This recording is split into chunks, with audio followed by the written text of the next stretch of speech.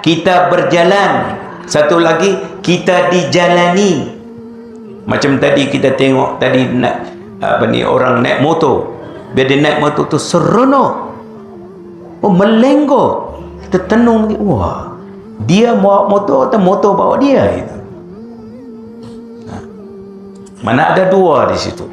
Satu sudut dia bawa, satu sudut dia dibawa. Antara dia bawa dengan dia dibawa, mana yang dia rasa enak? Dibawa ya. Itu yang dia seronok itu.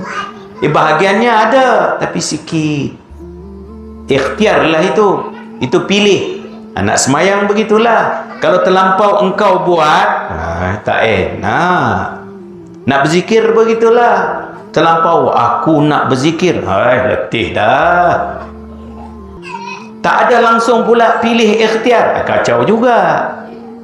Berkendak keseimbangan, kestabilan, keadilan, pertengahan. Wasatiyah, i'tidal dalam beramal. Yakni di antara buat dan serah.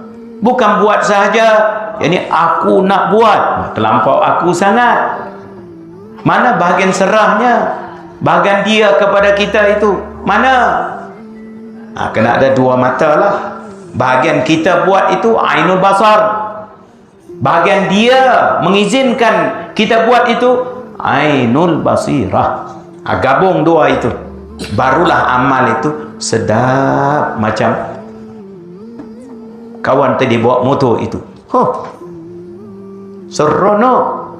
Sebab gabungan dia antara buat dan serah. Hidup mesti ada dua itu.